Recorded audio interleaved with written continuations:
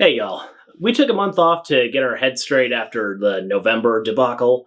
We promised a really cool cold open for this episode, and we were in the process of shooting it, and then this happened.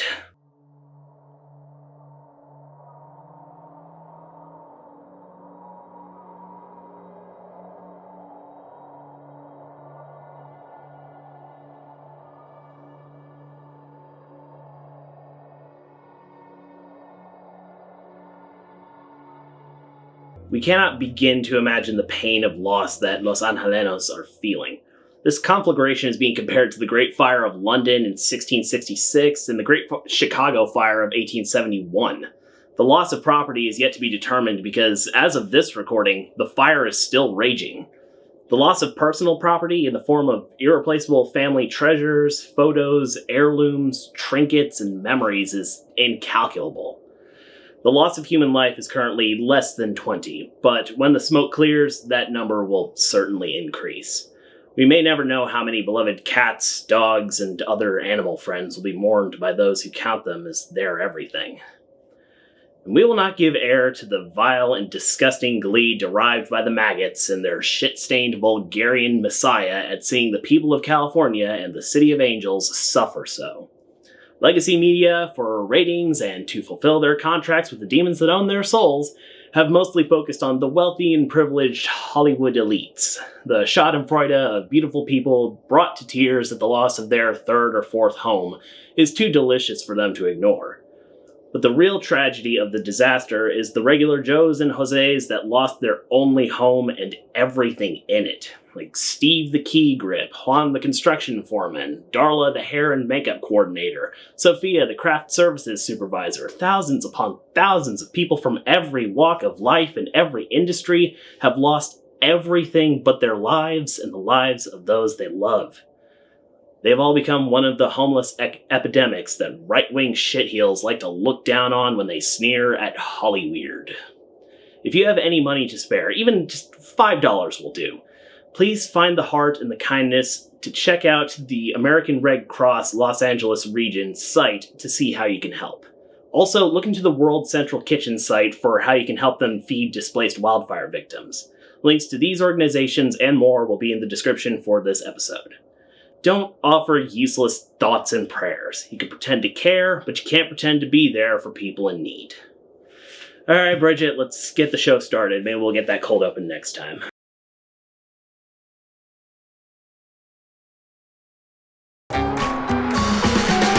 Recorded in front of a lively studio audience in rowdy Round Rock, Texas, it's the What's Update with Xander IMDb. Season 6. Cognitive dissonance and socioeconomic disparity.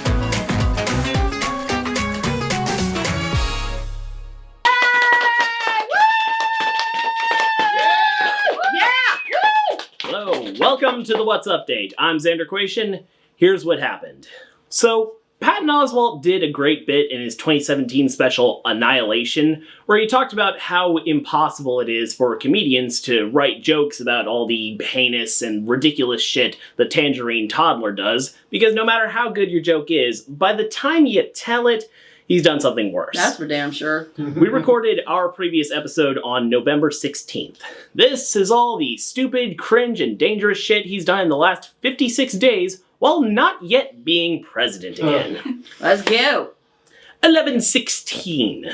Shortly after the 2024 U.S. presidential election, Russian state TV aired nude photos of former and incoming First Lady Melania Trump. Hey, Donald, you got any naked pictures of your wife?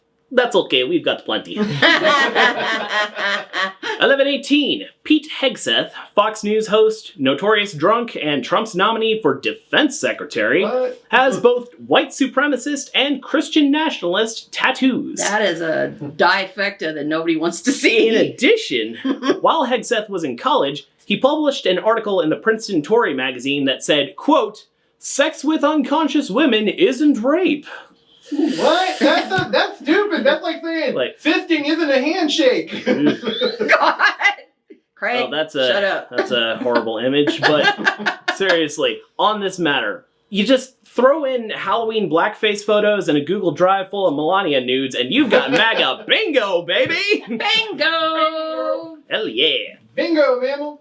11:20. Tulsi Gabbard, former Democrat, Putin cheerleader, and Trump's nominee for Director of National Intelligence, is on Quiet Skies, the TSA's domestic terror watch list. Oh, man. Oh, no. Silly rabbit. You should have taken your travel cues from Justice Clarence Uncle Thomas and booked your flights on Harlan Crow Airlines. Oh, damn, dude. Yeah, I went there. Uncle Thomas.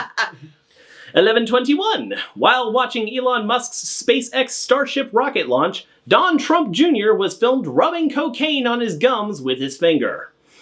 Meanwhile, Eric was rubbing his ass on the carpet.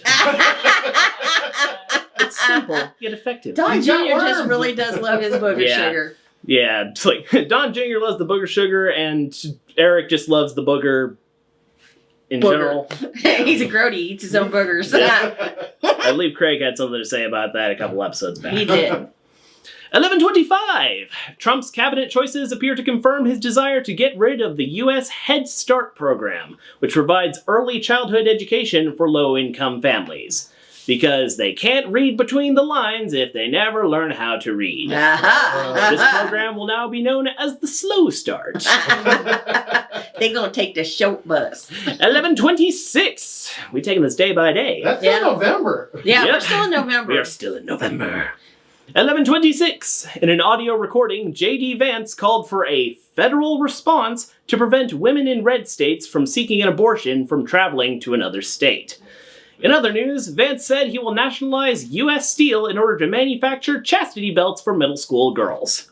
Real girls, he emphasized. They need that because of Matt Gaetz. Oh, wait. Maybe not. That gets complicated. It does indeed. 12-2, finally to December. Let's go. 12-2, Pete Hegseth, remember him? Yep. Trump's nominee for Secretary of Defense, Fox News host, sloppy drunk. His mom, Penelope Hegseth, wrote an email that accused him of being a, quote, abuser of women. Oh, Damn. This is the worst letter of recommendation ever. or if you're vying for a cabinet position, it's a guaranteed hire. Man, When do you if your start? mom says that you're a sex pest, dude. It's like you got ratted on by your mom. Mom. Anyway, 12-4. CNN reported that tech entrepreneur Musk, referring to the smell, Oh. is considering melting down the Statue of Liberty to make a series of limited edition Tesla Cybertrucks.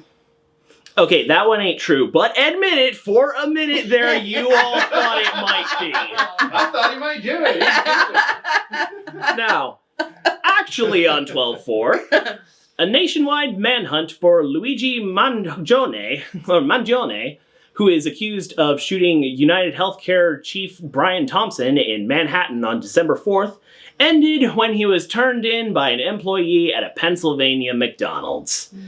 Sounds like the McNark is back, people. Yeah, but they can't get that ice cream machine working. Yeah. Also, the employee that did that, 100% they got bullied throughout all of their grade school career. Losers. And honestly, like, whoever it was, like, you're getting this Omega swirly in the McDonald's bathroom. Hope you cleaned it. They didn't. In the They fry never oil. Ooh. Damn, Craig. That's hard. Deep fried Ditches fascist. get stitches and third-degree burns. Stitches get stitched. Deep fried fascist. fascists. Woo! 12-5. After Trump nominated Robert F. Kennedy Jr. for U.S. Health Secretary, reports of a July 2023 event surfaced, where Kennedy said, quote, COVID-19 attacks certain races disproportionately. It is targeted to attack Caucasians and black people, and the people who are most immune are Ashkenazi Jews and Chinese. Okay, if Jewish people actually had the kind of secret science advancements that maggots believe, I'd teleport over there to punch him in his stupid fucking face. Yeah. Take that Come fucker. on. Punch that mammal. Give me a lot of credit here. 12-8. Trump, during an interview with NBC White House correspondent Kristen Welker, promised pardons for all January 6th terrorists, including those who pled guilty to assaulting Capitol Police. Ah, yes, the Law and Order Party in action. Yeah, no. 12:10 on X. Can't believe we still gotta call it that. On X, Elon Musk, Trump's pick for government efficiency advisor, posted, quote, "In most cases, the word homeless is a lie. It's usually a propaganda word for violent drug addicts with severe mental illness." Damn. I cannot believe the entire incoming Trump cabinet is homeless. Your South African accent is terrible. Shout outs to Josh Johnson. Yeah, damn. 12:11. Trump was named Time Magazine's Person of the Year, which is supposed to represent, quote, "a person, group, or concept that had the biggest impact, for good or ill, on the world over the previous 12 months. Previous winners include Hitler, Stalin, crack, and COVID-19. So take it with a pinch of salt. And some penicillin. We're not even halfway through December yet. Yeah, it's like we haven't gotten through December. Step it up, man. 12:12. During his Time Magazine Person of the Year interview, Trump said that it will be very hard to bring down the cost of groceries. According to Stormy Daniels, that's the only thing that's been hard for Trump in decades. 12:14. Lip dink. ABC will pay $15 million to a 34-count convicted felon to settle a defamation lawsuit involving This Week host George Stephanopoulos after he stated Mango Mussolini had been found, quote, liable for rape. Oh, I'm sorry. Let me fix that. Guilty of sexual assault. $15 million, please. 12:17. After ABC Disney caved to his demands, Trump is now suing the Des Moines Register newspaper, its parent company, and a former pollster, claiming brazen election interference after they published a poll that suggested Kamala Harris would win Iowa days before the 2024 presidential election. Next, he's gonna sue NASA because he burned his retina staring at another goddamn eclipse. 12:18. After he influenced the killing of a bipartisan deal to fund the government, social media started referring to Elon Musk as president-elect. You heard it here first, folks. Elon Musk is a widely recognized influenza. Influenza? Yes. Okay. 12:19. The Musk-Trump spending bill cut provisions for many government initiatives, including the Gabriella Miller Kids First Research Act, which supports pediatric cancer research. According to Democrat U.S. Representative, awesome Texan, and genuine goat, Jasmine Crockett. Yeah. Hell yeah. I love Jasmine Crockett. She's cool. She's Page awesome. 1 of the spending bill wanted Congress to allocate $90 million to Trump's inauguration while eliminating $190 million for child cancer research. Like, what's next? $80 million for McDonald's gift cards and $380 million out of the Homeless Veterans Fund? Fuck off. Yeah. Yeah, fuck off. Fuck off. 12:20. Elon Musk posted that only the AfD can save Germany, referring to Alternative for Germany, a far-right populist party that has been fined twice by their national court for using banned Nazi slogans.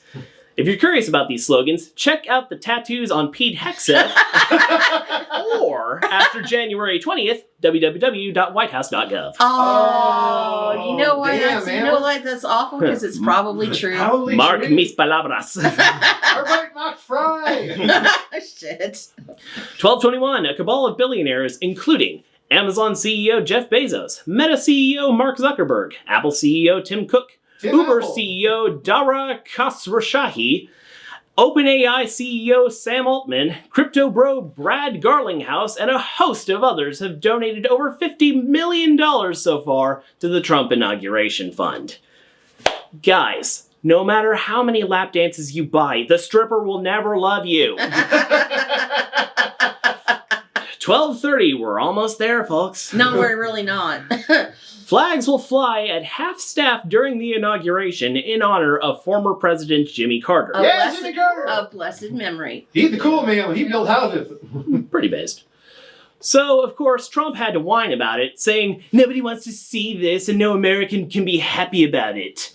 Yeah, nobody's happy about fuckface von Clownstick's inauguration either. Shut the fuck up. 75 million of us certainly don't want to see that shit. Yet here we are. Here. 12:31. Oh wait, the end of December. Yes. Trump offered a $100,000 pay-to-pray deal to donors, which included 2 tickets to the church service the Sunday before Inauguration Day. Hey, Christians, have any of y'all done the conversion on how many pieces of silver that is? Oh, damn. Damn, Judith. And 1-1. New Year's Day. On New Year's Day, a 37-year-old man drove a rented Tesla Cybertruck to Las Vegas, parked it in front of the local Trump Roach Motel, blew his brains out and the truck up, killing himself and injuring at least 7 people. In his suicide note, he said, quote, "Thankfully, we rejected the DEI candidate and we'll have a real president instead of Weekend at Bernie's. Rally around Trump, Musk, Kennedy, and ride this wave to the highest hegemony for all Americans." Like, it's astounding. Like, wow. Like, the only surprising thing about that headline is that someone that fucking stupid knew the word hegemony. Happy New Year, everybody! Where are the day toilet paper? Yep. Even a broken clock, right? And just in the last 10 fucking days, in the last 10 days, Trump proposed renaming the Gulf of Mexico to the Gulf of America. He's not ruling out using military force to seize control of the Panama Canal and Greenland and absorbing Canada as the 51st state, provoking longtime allies just days before actually taking fucking office. He disparaged former President Jimmy Carter while Carter's 100-year-old corpse was lying in state at the Capitol. He vowed to expand offshore drilling and energy exploration, even after no one bid to drill in Alaska. He threatened Hamas, saying that all hell will break out in the Middle East if they don't bend to his demands. He pledged to roll back limits on gas heaters because electric heaters, quote, make you itchy. He blamed windmills for a sharp increase in whale fatalities across southern New England's coastlines. In the New York business fraud case, New York Judge Juan Merchan sentenced Don, the convicted con, to an unconditional discharge where he will serve no jail time and pay no fines after being convicted by a jury on 34 felony business fraud charges.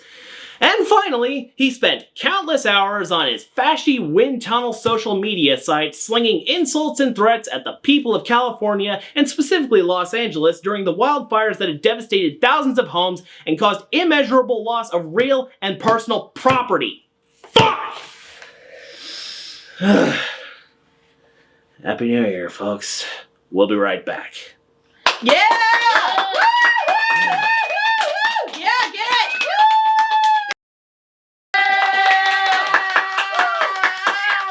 Are you doing okay, buddy? Working on it. Okay. Surviving at least. Welcome back. As I just went over a few minutes, a couple of seconds, and around 17 frames ago, things are well and truly fucked at the moment. Tensions are rising, cities are on fire, and there's not too much hope of changing things for the better anytime soon, unless someone in the audience happens to be named Luigi. I'm a Luigi. It's Luigi time. It's Luigi. However, in these times of hardship, I still think it's important to keep together and protect you and yours, to take care of those closest to you and those who need a bit of help along the way. All of which is made 10 times more difficult when you've got balding white boys across the internet yapping about being lone wolves and breaking away from the woke mob to be a Sigma male. Because we can't go 5 seconds without a fan of some misogynistic podcast starting a flame war. Or a podcast. Just saying. Distractable's good, but a lot of the other ones not great. So here's the thing. Toxic masculinity and all the behaviors and media that go along with it is a downward spiral of misogyny, self-hatred, and long-term mental and financial decline. And I know you may be thinking, no shit, Zan, that's why I spend my Thanksgiving at home. And I hear you. Personally, I cannot stand the whole alpha sigma male hypermasculine cliche that has taken hold in parts of online culture. It's irritating, annoying, and just plain fucking sad at this point. It is very sad. However, just because something is twisted and grotesque beyond measure doesn't mean it's not worthy of study. Was that a Trump penis reference? No. Nobody wants to think about that. No. So first, let's start with defining the crux of this issue, toxic masculinity. A lot of information on this can be found in the journal Psychology of Men and Masculinities, in particular an article titled Social Media Behavior, Toxic Masculinity, and Depression. First, they put emphasis on the baseline societal influences in what they call hegemonic masculinity. This refers to the mindset of restricting behaviors and practices based on power dynamics, gender roles, and traditional societal expectations to enforce the dominant paradigm in favor of men. From there, you have toxic masculinity as an offshoot from the hegemonic type. This mentality involves the need to aggressively compete with and dominate others to assert one's own manhood. I think this is an important way to look at male toxic aggression since it establishes the context of the issue. Misogyny doesn't happen in a vacuum, after all. Although, if you told me Joe Rogan scripts were generated by an AI composed entirely of 4chan posts, I'd probably believe you. Yeah. Regardless, the key to toxic masculinity is a drive to dominate others of a perceived lower social station, i.e. anyone who isn't cishet, white male, upper class, and built like a Marvel character. A need to get as close to that ideal as possible, and promote misogynistic and homophobic attitudes to bolster that need for identity. But let's dive a little deeper into this whole issue with a surprisingly complex question. What does masculinity mean? I mean, as you might have learned if you grew up in the golden age of cartoons, that's a very complicated question. But as with most things that get swept up by far-right shitheads, it seems to have been driven into a false dichotomy between two political extremes. On the one hand, you have those wanting a return to traditional masculinity, with men being stoic breadwinners with their eyes on the money and success above all else. And this is naturally followed by the same people wanting women back in their traditional roles of housekeeping and childbearing, all of which is, as the kids say, cringe as fuck. Exactly. Yeah. On the other hand, you have a purely feminist view of the matter, encouraging men to share their feelings, take on duties associated with so-called feminine roles, avoiding anything even close to toxic masculinity, and creating a more free interpretation of manhood. However, many sociologists and psychologists identify this as a perceived loss of identity and methods to build one, causing a lack of direction, which can also lead to stress and loneliness. The problem with both of these is the specificity and rigid gendered dichotomy, focusing on what masculinity strictly needs to be or what it absolutely needs to avoid. Furthermore, viewing male mental health through a holistic talk-based therapy lens might not be as effective as required due to the circumstances surrounding how manhood is presented. Unless you grew up with a healthy parental dynamic, positive influences, and examples in media, or in the best case, all of the above, young men can grow up without a clear, healthy idea of masculinity, or, at a deeper level, their own identity. Without a clear framework to build off of, men can fall into bad mental and emotional habits that are hard to break. A large issue with talk therapy tackling men's mental health and getting to the root of emotions is the short-term effects involved in the process. While figuring out inner turmoil and negative emotions does lead to better mental stability in the long run, it also runs the risk of one sinking into the vulnerability that comes with it. Opening that floodgate is essential for relieving the pressure, but sometimes it's hard to close it back up again. With men, it can lead to them getting stuck in that mental vulnerability and feeling fragile and small as a result. Ultimately, this process leads to a better understanding of oneself, but in that time of weakness, it's easy for men to feel emasculated and, as a result, angry at themselves and the social forces that pushed them to that point. Now, while talk therapy and verbally working through emotions is not as effective in the same sense for men, it could work quite well if centered around a male desire to be needed. The center of the issue is around purpose or perception thereof, how one's purpose is changed and challenged, and how the individual reacts to that. Essentially, the male psyche is ingrained with a need to be needed. This turns into internal turmoil in three standout cases. 1, men whose purpose is challenged by shifts to the dominant paradigm or actions against it that end up feeling threatened. 2, men whose desired purpose is stripped away due to it being part of a larger societal problem, who may feel betrayed and lash out against those working for social justice. Or 3, men who lack purpose entirely and are easily persuaded and manipulated by organizations who want a large rallying force against those seeking social justice and equity.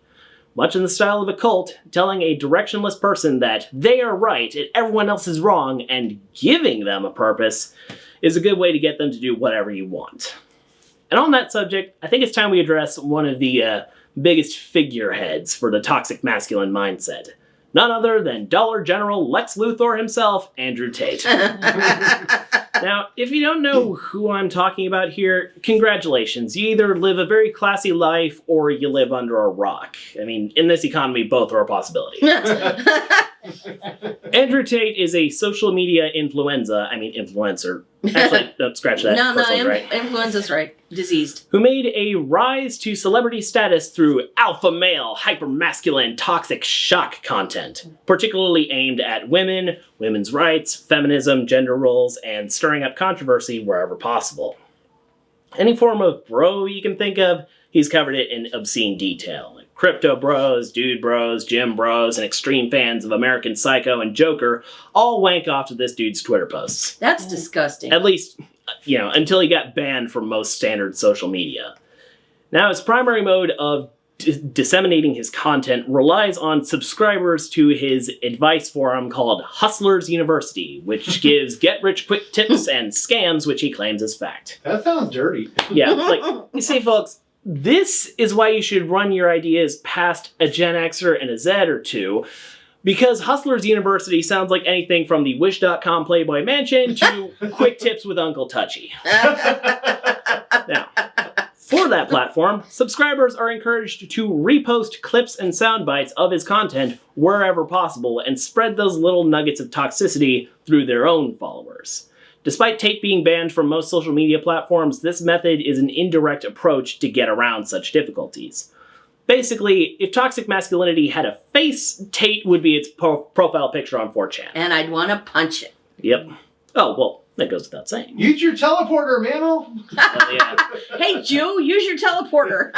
No, for him, I'm getting the space laser. Oh, yeah, I can orbit. So, if Tate's only route for spreading his message is indirect back alley tactics, it shouldn't be too much of a problem, right? Unfortunately, no. The real problem is how this backwards-ass messaging is making its way into the social spheres of middle and high schoolers.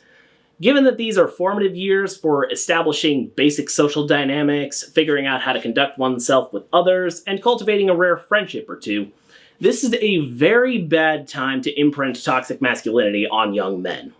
Furthermore, with this message making the rounds through Tate's Hustler University subscribers and other indirect means, as well as the prevalence of social media in young people's lives in the internet age, toxic masculinity and the iconoclasts that represent it are spreading under the radar of parents that could recognize this behavior and dissuade it. And the problem is, it's working. According to a 2023 study from an anti-discrimination organization Hope Not Hate, 74% of males between ages 18 to 24 had consumed media from or related to Andrew Tate, and a little under half of participants viewed it in a positive light. At this rate, Tate, his followers, and every other sexist schmuck on the internet are getting more private exposure in schools than the average Republican congressman. Oh, damn. Oh, damn, Matt Gaetz, gross. Yep. What a Gertie. And this all goes back to what I was talking about earlier in regard to vulnerability in the male psyche. When confronting one's insecurities or sense of purpose, it can leave one feeling exposed and vulnerable or without direction, which can be very easily influenced. Essentially, lacking purpose and being confused about where one fits into a more equitable society causes depression in young men. This then leaves them vulnerable to suggestion and being pulled into followings like Andrew Tate, Joe Rogan, or any other hyper-masculine media empires. They tell these people that they're not wrong or out of place, but it is, in fact, the women, gay people, and all the SJWs of the world that are wrong and making life difficult for them. The viewers then emulate these ideals and behaviors, which function as maladaptive and hostile coping strategies that ultimately isolate them further into the toxic masculine pipeline. From there, the cycle starts all over again, only getting worse as time goes on. I like to think of it as the Plastics Conundrum. Classic Mean Girls, not the shitty musical reboot. That thing ate so much ass. I only got the butt out of a dead 16-minute donkey is mark. what it did. It did. It was so fucking awful. Anyway, there's a perceived hierarchy for a given society, whether high school or the world, as presented by the apparent elite of that setting. There's an entire laundry list of what you can and cannot do, look like, earn, read, watch, listen to, or feel. If you stick to the program, you're praised by the in-group and are encouraged to spread those ideals to others. If you stray outside these lines, you're clearly one of the lesser members of society and don't deserve praise. The more one is ostracized from this in-group by these means, the more they'll grovel, pay, or proselytize to try and win the figurehead's affection back. Ultimately, the entire way of life and elitist attitude towards others is a facade to hide insecurities, weakness, and shame rather than working out why those issues arise and finding a way to move past them or live with them. Or, you could just use a bus. As a scholar and intellectual, hopefully, I think the best way to avoid this kind of toxic mindset is to just take a second to think about what you're consuming.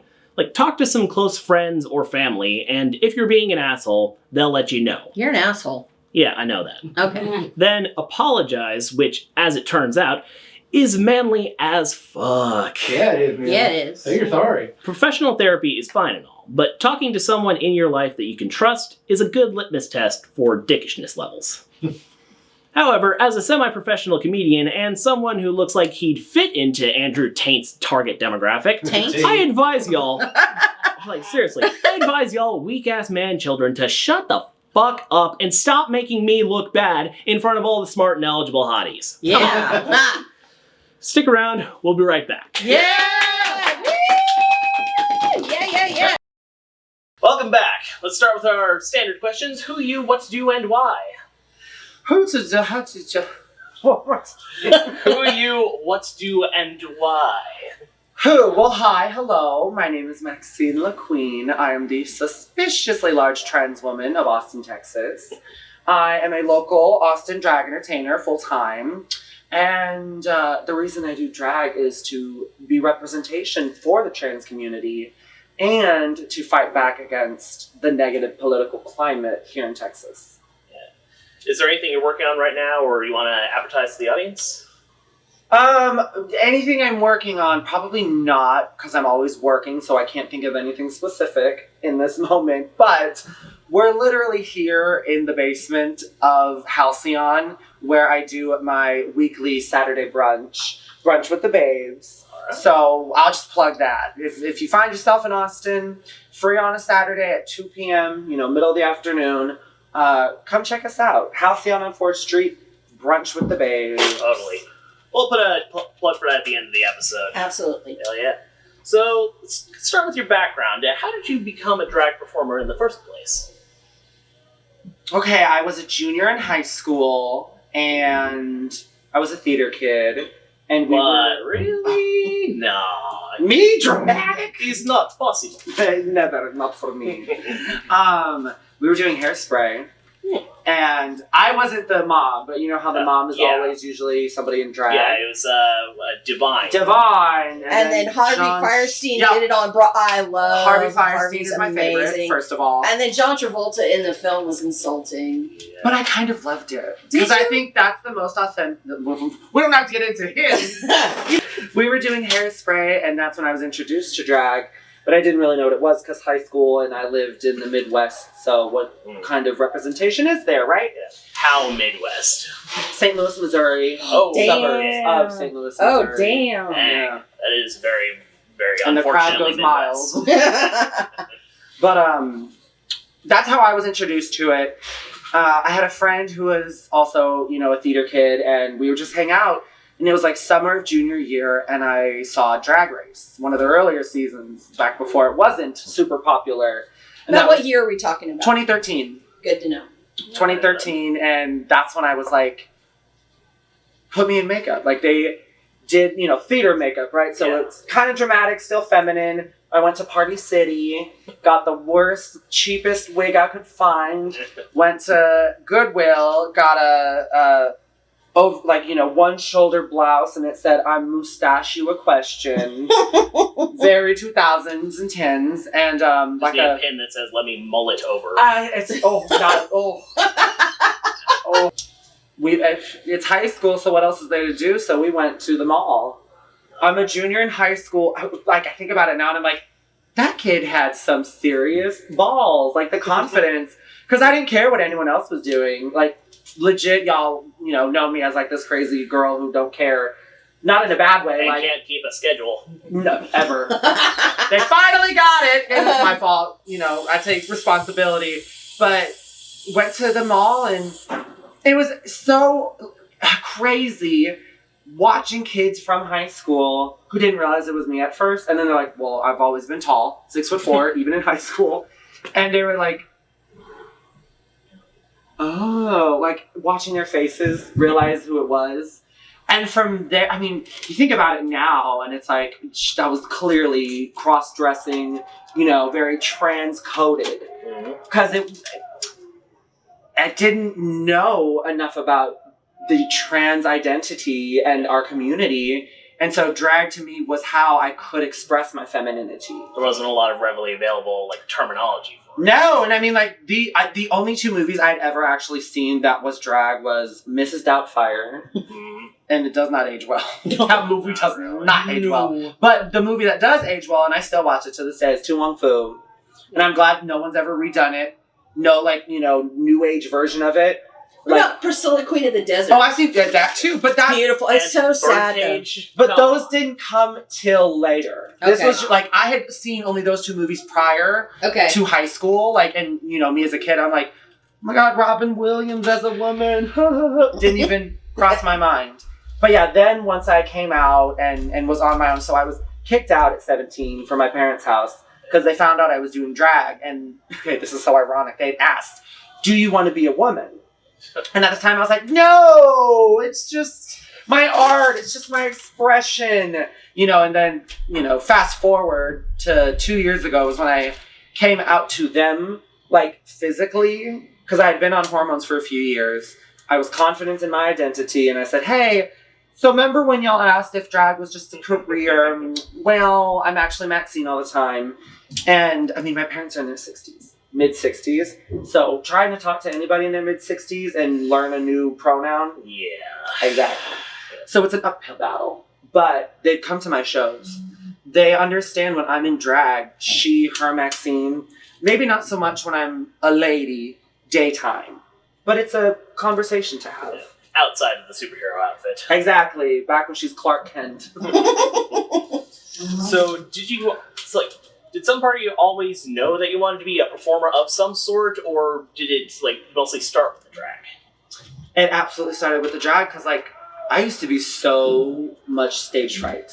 Like, anxiety, so ADHD as a kid, still now, obviously, but, like, ADHD, I couldn't focus, and, like, I was on Ritalin, and just totally, like, meek and mild. Like, my childhood wasn't great, right? A lot of queer people's wasn't great, but it's not until you get into adulthood that you look back and you go, oh, there's trauma there. A tragic origin story. Shocking! A drag queen who's trans and has trauma. What?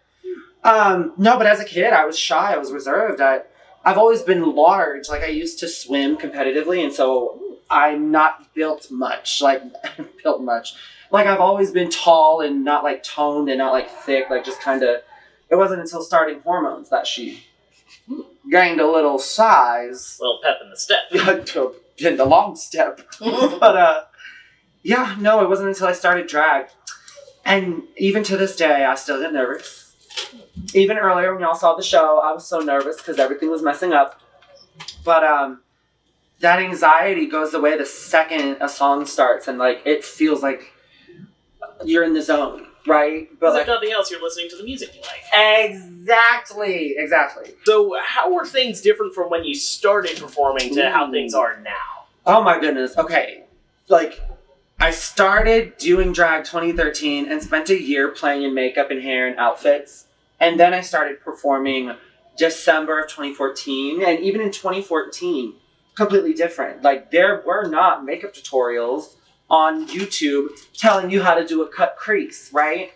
Yeah. There weren't avenues for drag to exist in a mainstream space yet. It was getting there, but, like, it wasn't cool, really, to do drag. Like, I started drag so I could get into the club at 17 and drink with my friends. Like, so enter the mafia. Exactly, yeah, and for attention, because we all do something for attention.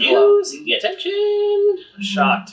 I'm an introvert. And then it's like, one, drag is everywhere. In theater. Like, you can't try to ban drag and then realize how much of pop culture media is drag. You know, first thing. Second thing, isn't it a little freeing? Yeah. When you're in all of that and you're acting and you're incognito. You're in this character, yeah, and then you see them like I love watching someone's reaction when they realize. Because it goes from, are you still attracted to me, or are you gonna hit me? Am I a man? Am I a woman? The point is that you don't know. You still think I'm hot, and that's gay. Yep. That's gay. Yep. Hell yeah. Make your peace with that. So you're also known as a particularly active LGBTQ activist, especially for trans issues. Yes. When and why did you decide to get personally involved? Okay, I first realized the importance of being politically active was when Trump won his first presidency in 2016. That was a shit year. Been a shit decade. Compared to this year, I don't know. I might take a nice little leap on back to 2016, but it's the end of the world as we know it, and I'm just fine. But it was when he had won, and I was doing a show like the day after the voting results, and I ended up doing, and I don't know what it was. I was just so mad. Like I was like, oh, I'm not being politically active up until this election felt like I actually had stakes in it. Yeah. You know what I mean? And I was old enough to vote, right? Yeah. And it meant something, and I was still, young in drag, and I'm like, how do I take this anger out? So I was like, let me perform and see what happens. So I was doing a show, and I did Monster by Lady Gaga. That boy's a monster. And I had a cutout of Hillary Clinton's head and Donald Trump's head. And I was like, I asked my girlfriend, you seen him around before? Like, it was just a whole campy thing. I tossed her and I lit him on fire and ripped his... There it is. his head, ripped him up, and that was the beginning. And ever since then, I'm like, I tell people, if I don't show up, who will? Yeah. Like, I was at a women's march earlier before brunch in drag at 10 a.m. There was a women's march on the Tolson? It's the other university. It's not UT University. It's the one that's East Austin.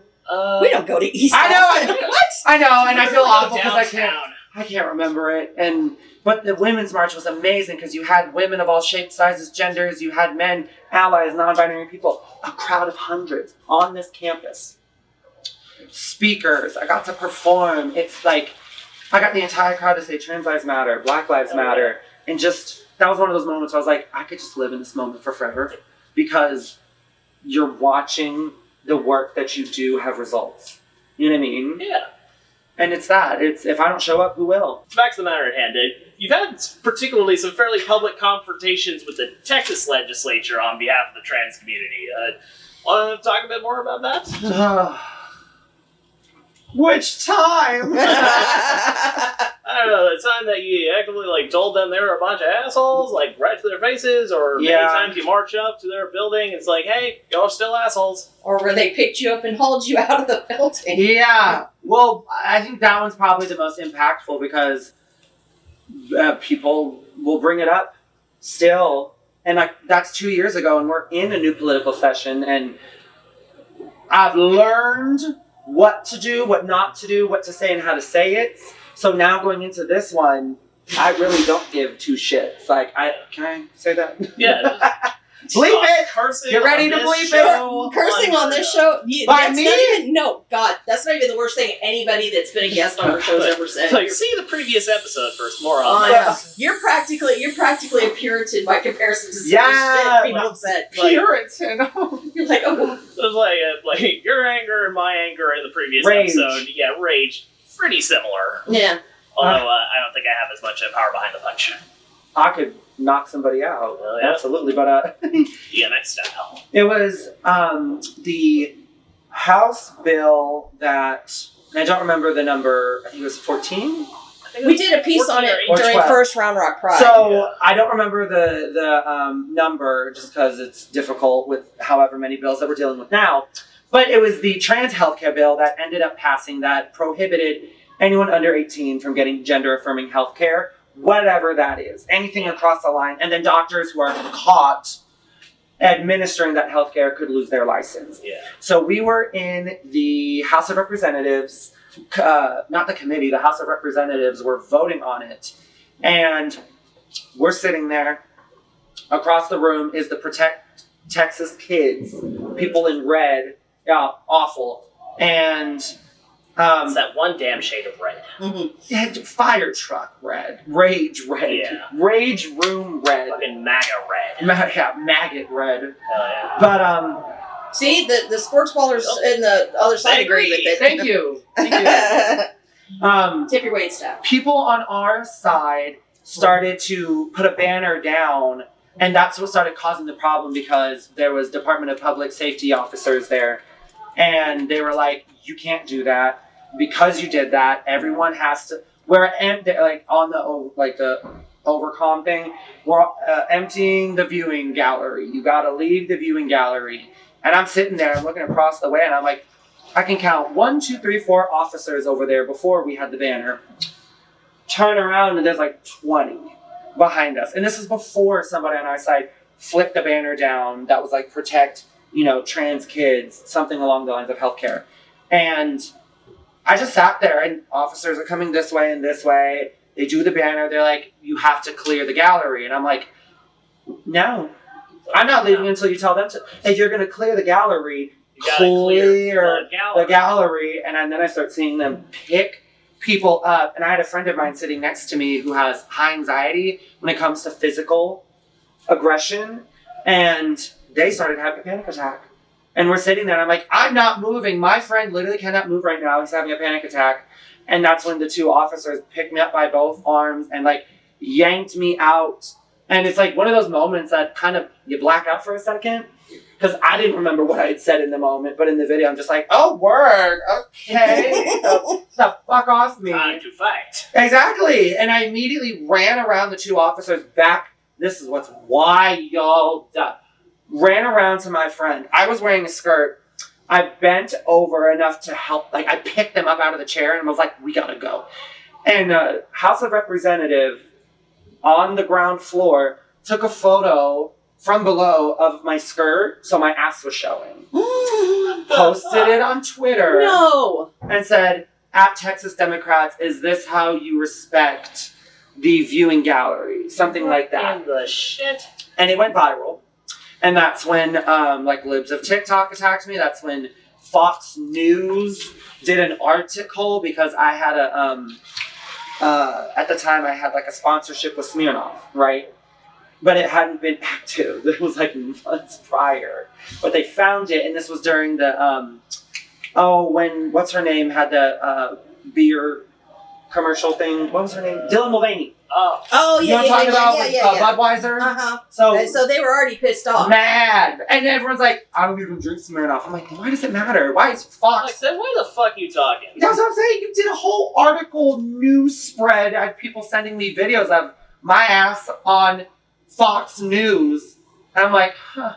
Like, y'all just jealous because my ass looks fantastic. I know. And then you're like, all publicity is good publicity, but it's not. Because, like, people would go and find my email just to send death threats. Jesus. Well, if you're getting articles about you in Fox News and death threats, I'd say that's pretty much a high point of the career. You put your name out there, but I don't recommend it because, like, it wasn't until, so that happened in, like, April, May. It's not until months later that I actually processed the trauma of that. And I had a whole breakdown and had to, like, reevaluate why I do this. So now 2 years later, we come back stronger. I know why I'm here. I know why I'm doing it. Nothing anybody says or does to me will hurt me. So what will you do to continue to perform in this new world disorder? Nothing changes. In fact, I'm more emotional with it because things are going to get more tough for us.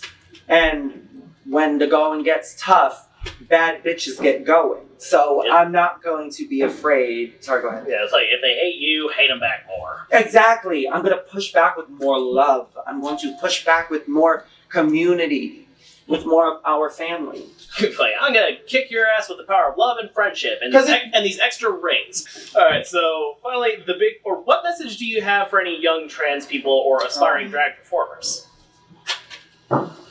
Okay, that's a two-part question. Read the first one again.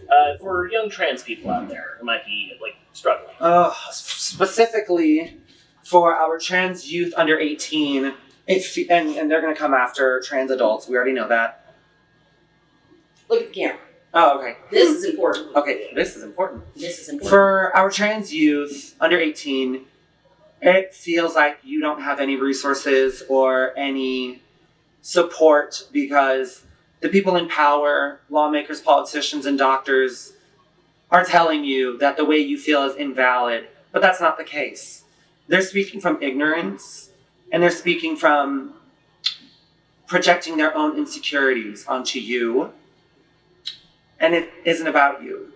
It's their own problem. They're just taking it out on our community, but please don't stop being your beautiful selves. We just need more love. We need more of our community, not only to stand up and fight back, but to continue living authentically. And you might feel not validated because you can't have hormones or you don't have access to gender-affirming healthcare, but that doesn't define your identity. That doesn't define your transness. You are still loved. You are still powerful. And there is an entire community of entertainers, of elders, of everybody in between that are fighting for you to have that right to be yourself. And bitch, I will die on that hill. Well, hopefully you don't die. Now, but yeah. And I'm here for a good time, not a long time. You know what I mean? Hence the ranks for the brass knuckles. Exactly. If I'm going out, we're going out with a shebang. And for any aspiring drag performers? Oh, there's so much because it's like, don't do what I did and made my mistakes. Okay, with drag, find what gives you. No. Find what drives you to do it. Find that passion and stick to it, regardless of what others say. Because that's what I did. People were like, in high school, I'm coming dressing up like a girl, and it's like, what are you doing? And I'm like, I'm just expressing myself. And please express yourself. Find what you do best. Find that niche. Create that space that nobody else is giving to you.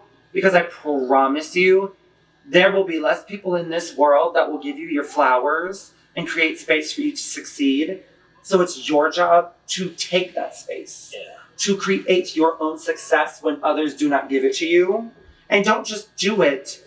Don't be an entertainer or be a part of the drag community just for attention. We all do it for attention. But it's your art. If it's your job, you know what I mean? Yeah. Do it because you love it. If you love what you do, you'll never work a day in your life. And that's been my full-time job since 2019. Hell yeah. So the big question that we're asking all guests this season, we're ending with a fun one. Okay. If you could be any type of kitchen appliance, gadget, or implement, which one would you want to be and why? Yeah, that's been the response mostly, but we've gotten some good If I could answers. be any kitchen appliance, what would I be? I would be an air fryer. Ah, we got the trifecta, because the previous guest said a salad spinner would be like with a push knobs, and then refrigerator. The whole refrigerator. Yeah. Oh, that's a good idea. Like, we're building a kitchen of guests. No, I like air fryer. Why air fryer? I would be the air fryer because I love air fryers. The amount of different concoctions of food that shouldn't even be air fried. Then I'm like, put this in here and see what happens. I love it. It doesn't take as much time as an oven. Oven takes forever, and then you heat certain things up in the microwave, and it's just like soggy. Ugh. That's like drag. Some drag performances and some shows feel so just like meh. That passion, the passion isn't there. Yeah. And you see it, right? So with an air fryer, it's new, it's exciting, it's quick, it's easy. Just like me, I'm quick and easy. Well, that's certainly a unique answer for this season. Air fryer, add to the list. I love If it. anybody can top that, I kind of doubt it. Yeah, no, I think that was a pretty good one. So Yeah. All right, so before we finish, we'd like to thank Halcyon for allowing us to use their space for this interview and the scenic Austin Underground. In the dungeon. If you find them in the area, be sure to stop on by. They're on 218 West 4th Street in the heart of downtown Austin. So, Maxine LaQueene, everybody. We'll be right back. Oh hey, thank you very much for watching. First, we'd like to thank our amazing guest and awesome friend Maxine LaQueene for taking time out of her busy performance schedule to sit here for an interview. We adore Maxine and hope you do too.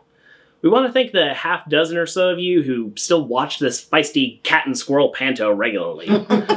We do this for your entertainment as well as our own, and if our absurd little circus takes your mind off of the horrors of the world, even for a few minutes, then we feel like we've done our job. If you can think of anything we missed in the recap of the last 2 months, please feel free to leave a comment to let us know. Either way, try to stay sane, tell the people that you care about that you love them, remember to like, share, and subscribe, and as always, it is what it is.